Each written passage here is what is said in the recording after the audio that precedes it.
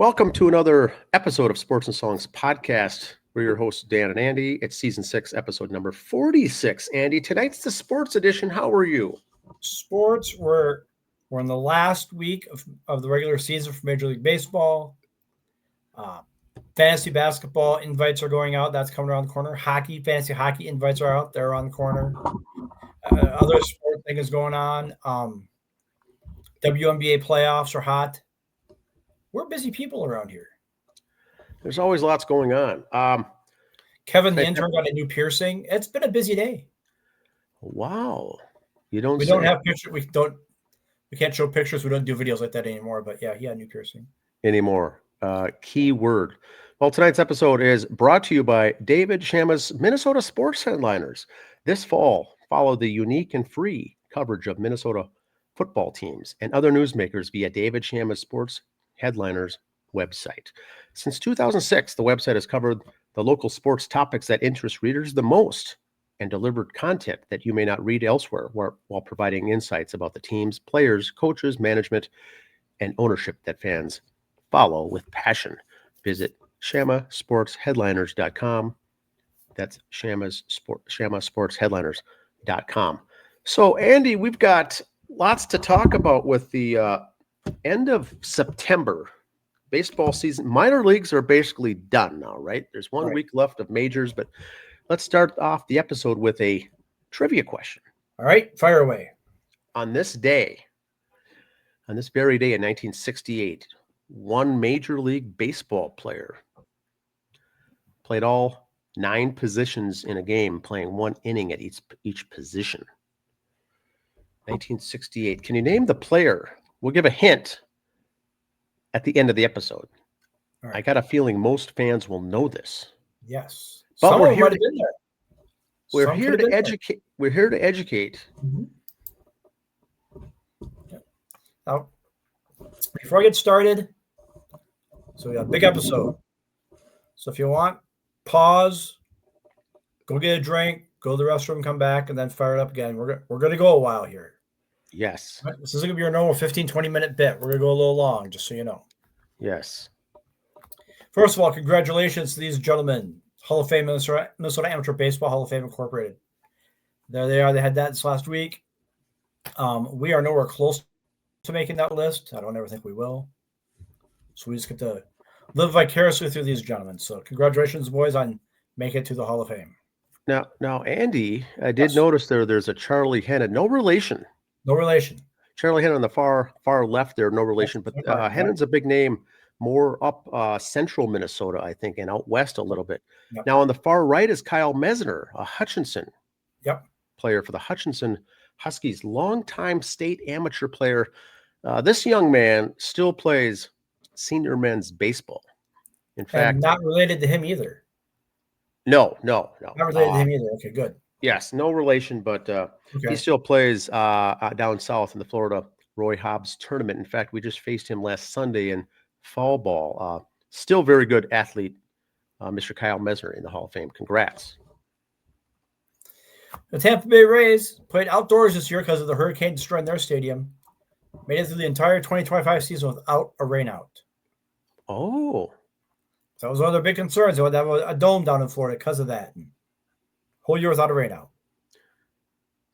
Now they moved some of their schedule around to avoid the heat in the hot summer months. So they heavily loaded home games at the beginning of the year, and I believe late in the year they did something to avoid some of the heat. But no rain in 81 games. Yep, not a rainout at home.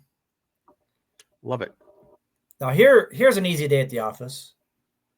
Stanton comes up via pinch hitter. They give him an intentional walk. He gets first. They yank him for a pinch runner. He's making how many millions a year? So I'm just going to stop at that. Oh, my gosh.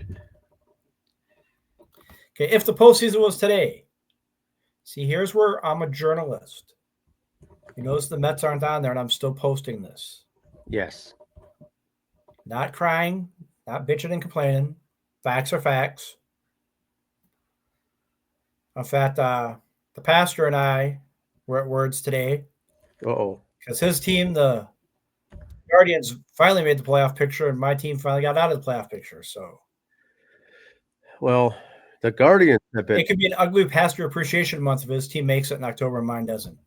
Now, Andy, this hat I'm wearing, Yes. look who's in the playoff hunt. Yeah, I know. Who's talked about the Reds all season? Nobody. I just We crossed off haven't. my Christmas card list too. So I know your dad has. Coach Mike has. I haven't heard of any. He's been following probably, but this is the team that's flown under the radar, I believe, the most. Cleveland was always kind of in the hunt, but a distance out. Both of these teams are. Cincinnati is unbelievable. And now Cleveland, Seattle, Milwaukee, all under the payroll, bottom quarter of the league in payroll. Yep. There's 4 teams up there right there. 2 of them getting the first round bye. All right, now we're going through all the playoff scenario, kind of playoff scenarios, the standings and the schedules. Starting the National League West, Padres are 3 games out. Their remaining schedules, the Dodgers are at Arizona, at Seattle, and the Padres are home with the Brewers, who have the 1 seed almost locked up, so they might be setting up their rotation. Then home with the Diamondbacks. So, and the Diamondbacks, we'll see later on, they need Christ to walk on water again for them to make the playoffs, but a miracle. They need help, as they say. Yes. So that might be very easy. So that's going to be interesting there. Here's the American League East, another division that's tight. The Jays are there. Yankees are 2 back. And I put the Red Sox are 5 back because they're not mathematically eliminated. Okay. And they're the Red Sox. If anyone's going to pull off a stinking miracle, it's the Red Sox, So they kind of got a little help. They play Toronto those first 3 games, and then they are at home against Tampa. So that helps the Jays there. Yanks, home against the White Sox and Orioles, because, of course, the schedule's not going to favor the Yankees at all. The last 6 against the White Sox and Orioles. My God. Then the Red Sox are on the road at Toronto, and then home against Detroit. Detroit we'll talk about later, but Boston really needs a lot of help to do it. But like I said, if anyone can, it'd be Boston. Okay. But Toronto wants to win these games. They want to win their division. They want that first round bye. They are trying to prove something. So they're not going to lay down either. AL Central, Cleveland, out of nowhere, is a game behind. We'll get this later too. So Cleveland's a game behind after going 10 in a row. They've caught a game behind. Detroit and Cleveland play each other the next 3 games. So that's going to be very interesting right there.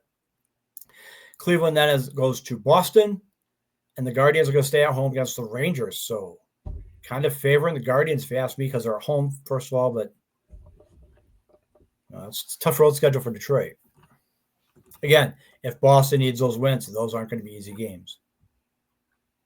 Seattle and Houston. Seattle's come out of nowhere to take a 3-game lead on Houston.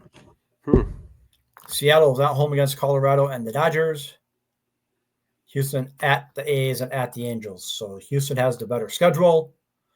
But the Rockies aren't doing well, and the Dodgers are just going to be keeping everybody healthy maybe. So you got your own fate in your own hands here. National League wildcard, here we go. It shows the Reds and Mets tied both in it. The Reds do have the tiebreaker. So if the season was over today, congratulations, Cincinnati, you're in the playoffs. Arizona's a game out. San Francisco, and I put these others down there because they're not mathematically limited. The Braves probably are mathematically limited. I got just excited and wanted to just rub it in their face. But so here we go. This is it's supposed to be the Reds and Mets here. Boom, boom. Reds are home against the Pirates, then to Milwaukee. Mets are on the road for Cubs and Marlins. There's next feeders. Everybody's got the home schedule, so it's looking pretty good. American League, this is a mess too. Guardians have the tiebreaker. I'm sorry. Yeah, the Guardians have a tiebreaker over the Astros. So, again, Kansas City 6 out. Rangers 5 out. Ugh. But they're not eliminated, so I got to say they're in there. Like I said, here's the Guardians schedule and Houston's schedule. And there are 2 team schedules right there. Boom, boom, boom. Here, they're saying this in Pittsburgh. It's kind of true, kind of here too. Fans are scared to buy a jersey because they know their favorite player will be gone in a couple of years. I think they're kind of weird that the pitching staff, as there's young players that have, jerseys aren't flying off the shelf what they thought because no one wants to buy it if the guys will be gone in 2 years. Got a great player still buy his jersey. That's my opinion. Yeah, the people that buy the jerseys, the market is big, and that's why we've got the home, away, the alternate, the classic, the throwback. And here's what blows me away, though. Nike City Connect. There's all these versions, and now I think the owners like when the players move because it forces the fans now to buy this whole closet full of $180 jerseys at home. The sad thing is, and I guess if I really like the player, I'd still do it. But I was looking at my Mets site, the Mets site the other day. They're still trying to get rid of the ground jerseys in certain sizes when they have clearance sales, and they still want like $50 for it, $40 for it. So their teams. Here's a guy who was here gone 3 years ago, $50 for his jersey. How about buy two, get his for free? You're trying to get rid of it. Move the other product. Yeah, I like that. I had an open seat next to me in marketing in school, and these people weren't there. They could have sat there. No, they weren't. Oh, I do want to get drunk and have girls. Whatever. Clayton Kershaw can retire after this year. He's had a good career, but been kind of injury prone the last couple. I think he finally realizes this is it. Decent. I got no issue with Kershaw. No issue at all. Yeah, he's got a funny delivery. Yeah, it looks like a goof. But probably the nicest guy in the world. I got no beef with him. Mm-hmm. Great career. Hall of Famer. First ballot, I don't know. All right. You had your trivia. Here's mine. And also, the Twins got shut out in that doubleheader the other day. I thought, anyone else ever been shut out in both ends of the doubleheader? Once, back in 1908. And when that happened, it was the same guy who threw a doubleheader at both ends of it. 5-0 and the 3-0 double shutouts. Oh, he pitched the 18 innings, huh? Yeah, he did both. Well, 1908, that's what you did. You're pitching today. I don't care if it's a doubleheader or one game. You're pitching today. So. But can you imagine not scoring a single run all day in 2 games? Well, the Twins did it. Twins did it on Saturday. Yes, but how you almost can't even try to do that if you tried it on purpose. Yeah, what's purpose to try to get out 54 times in a row? That is unbelievable. Got old-time hockey stat for you here. Billy Smith cracks open a Budweiser on the ice right after the Islanders swept the Orioles in the 83 Stanley Cup Finals because his thirst was too goddamn powerful after holding Gretzky goalless in the series. Yeah. I did see that. Gretzky goalless in 83 in a Stanley Cup Final series.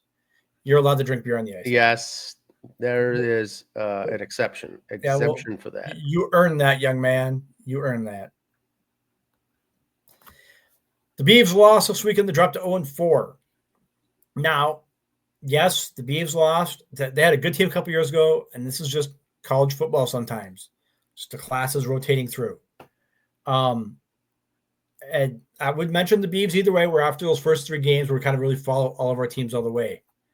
Bison and Gophers were both off, so that's why we're not mentioning them. So get ready for our football chatter. Beavers, Bison, Gophers every week coming up. Bemidji State, speaking of the Beavs, the lady hockey team is one of 2 programs in the WCHA with an all-woman coaching staff. One of 6 in all of NCAA Division I hockey. So congrats to the staff up there. Like it. Get that all going and moving along and beautiful, beautiful things. WNBA playoffs, we did have a little shocker, a couple shockers there. The Fever upset the 6 seed over the 3 seed. Gotta like that. And then the New York Liberty was the 4 versus 5. I thought the 5 would win, the 4 won. But the Lynx are up 1-0 over the Mercury. And the Fever over the Aces 1-0. Now, hear about the Fever. They're the 6 seed. Without Sophie, without Caitlin. And here they win the first round over Atlanta, and they're halfway through they're up 1-0 in the second round over Becky Hammond and the Las Vegas Aces. I'm just saying, this team put it together after a rough start, put it together without their 2 stars, and they're in the semifinals. So you got some depth, you've got some chemistry, you've got the players that get along, the coaches that like this, The and coach got to give credit to too. I think that is such a huge compliment to this team. Mm-hmm. Well done. All right. One thing here, Chris Statler won the AEW Women's title from Timeless Tony Storm over the weekend. AEW and WWE had same day pay-per-views. AEW moved theirs up to earlier in the day so they wouldn't be totally overlapping. I think there's probably an hour overlap in there for some of it. I think this was a good match for AEW. AEW's product is going very well, I believe, compared to the other one. Their both of them, the women's product is carrying both shows. So Chris Statlander was a champion for a while. She was there from the start, had some knee issues, was out. So I kind of paying her back by giving her the title again for a while. So congratulations to Miss Chris Statlander. One more thing to bring up. We did post earlier this week. We were in talks to replace Jimmy Kimmel. Wow. As you know, the news came up. Jimmy Kimmel was invited back Tuesday. He'll be back. So they did like our interviews, though. They did keep our tapes. So you never know. ABC Disney might bring us on later. They have all of our VHS tapes. Yeah, we sent them all. And I think the reason we didn't get it, though, Dan, I put the Be Kind Rewind sticker on all of them. I don't know if that kind of hurt us or not. It probably. Because I thought they're going to return them, at least rewind them again. Bit of a faux pas. Just not a cool thing to do. I thought, in case we send an MSNBC because they need to fill in some time space over there or something. But wow. Yes. So we didn't get it. So maybe in the future, it's good stuff. And I got one more thing I was going to bring up. WWE at their kind of a soapbox. It's a soapbox, makes you, I've been drinking, I've been thinking type thing. Okay. WWE mentioned at their pay-per-view that Stephanie McMahon's going into their Hall of Fame. Got me thinking about Hall of Fames a little bit. Major League Baseball's Hall of Fame next couple of years is just, there's really nobody there. Guys going in and don't deserve, and guys that should be in from veteran leagues not going in. Now, hear me out. Hate mail is Andy at sportsandsongspodcast.com. Ones of all the major sports, football, baseball, basketball, hockey, had their Hall of Fame every 3 years. I like it. Rotating. How many really good players were there in the 80s? Staggered. How many were Hall of Fame caliber? Yeah. You had guys going in and don't deserve to go in. That's like, well, this guy got in, but they had to vote for somebody. You got to vote for 10, Yeah. So do you do it every 3 years? Maybe you can only vote for 4 guys, not 10. Make it you vote for the best of the best, not like, well, I kind of liked him. He was a decent player, So they're scabbing their way in. Yeah, it's an interesting comment because is the Hall of Fame somewhat saturated now as far as almost too many people? Yeah, because some states turn into the Hall of really good. And I'm kind of starting to stoke the hot stove league already. Here's my fire starter for the hot stove league. Once the Hall of Fame went to every 3 years, say. Every year you can still have one for the Veterans Committee and everything else, but those who recently retired and could go in, we do that every 3 years. Yeah, I like it. Then you can make a big deal about it and not have the same thing come up every single year: the banquet, the ceremony, the speeches, the podium, the busts. More of these veterans, like Dave Parker's, could have got in sooner instead of waiting the 3 months after he died to go in. Pete Rose. Maybe that's where it kind of came from, too. A little bitterness on some of these veterans. The Dale Murphys who are still not in. Well, let's focus on some of these guys getting them in first. Yeah, it is. It's a conundrum. But no, Andy. That's what I got for my stuff. So the Minnesota Vikings had a great game. Now, guess who was their quarterback? The Bison. The ex-Bison. Hey, once a Bison, always a Bison. You bring him in. The guy works wonders. 6 years in the league, a former #1 draft pick. He's moving around, making big bank by being a backup, being a reserve. Nothing flashy. His name's not in the papers. He's not a big fantasy football stud, but he's getting it done. You don't read the Fargo Forum, do you? His name's in the paper all the time. Gee. So it's just fun. Comes on in and lights up. The problem is the Vikings. Everyone And who assumed mopped up the game? Brosmer, Remember Gopher. former Gopher, came in, That's and very interesting to see. So, and I don't know if everything just went right because of a game plan or if everyone was just stoked, but this is, I think, what people were expecting for that game before the Falcons game, not the Bengals. right. And now the Falcons go to Carolina and I think they got shut out. Did they even score? Yeah. So everything evens out. So can't take things too seriously because the next week, just 48-10, it was unreal. So now the Vikings head to Europe for a couple weeks, right? Yep. Yeah. Pittsburgh Sunday morning. And I don't remember who got the next Then the morning. Browns, I think. Browns in there. So it's going to be interesting. But Viking fans did get their fix. It's just, I think, what the Vikings fans needed. Local fans here are very, very picky. It's tough to be a Minnesota fan. And so a lot of boos were ringing down from the stadium 2 weeks ago for JJ McCarthy, our blessed quarterback for the future. Yes. Just all it took was the second coming. 7 bad quarters, and the boos were ringing down. And so it's football. It's all I can say. Which we brought up last week. Which we brought up last week. How fast is this injury going to heal if Carson Wentz plays good? Or is it bad enough to even be out now? High ankle sprain, but no tape, no boot on the sideline, walking around just fine. So I think is the ankle sprain? If you milk that a couple weeks and let him ease into this and kind of take the public pressure off, he'll do just fine. Carson Wentz, the backup, Carson will be just fine in a backup role, or for a couple of weeks being the starter. I don't know. I don't think he cares. So that's the best kind of backup you can have. As long as his check clears every 2 weeks, you don't give a rip. That's awesome. So at WNBA in high gear, playoffs, postseason, Minnesota baseball, minor leagues are done. Triple H is wrapped up on Sunday. There's still some postseason going on, but for the regular season is done. One more week left of Major League Baseball. Right. I got a conspiracy theory out to you about that now. Yes. Let that up. As I've said since late April, #fire Rocco. Let's 50-50 on that, but let's go with the assumption card. Rocco's not offered a job next year. He's asked to clean out. Here's your box. Clean out your desk. It's been fun. It's been real. The fans are all upset because you got rid of everybody. I don't want to go to your stinking stadium. Do you move Lil Gardenhire up as your manager next year? Try to draw fans in? It is third AAA manager is Toby. Yep. Actually, it's Gardenhire's son is the AAA manager. So I see what you're saying. Bring him up. People all loved Gardy, and maybe to bring some love back. Maybe a ploy like that could work. I don't know. I know people. There's people do employees all the time. For you bring back a player at the end of his career for 1 year or for one game, he signs for spring training. Yes, you want a good manager with your AAA team, but the success of your major league team pays for your AAA, AA. It trickles down.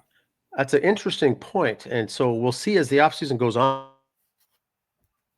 If that, as it goes on in the hot stove, could that even be a play? That could be in play. That could be, And Toby's been there a while. He's got nothing else to do, right? And kind of like a trade in a way, because Rocco's a decent manager. I'm not blaming all this on him.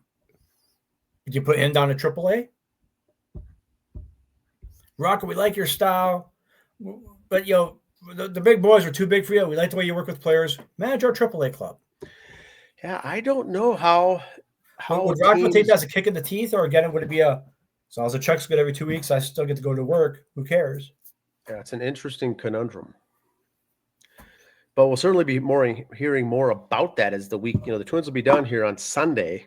The teams that aren't in the playoffs will be done on Sunday. They were done about 6 weeks ago. And so it's going to be interesting to see what happens and what shakes out. Now we have a trivia question, Andy. Okay, I think I got this one.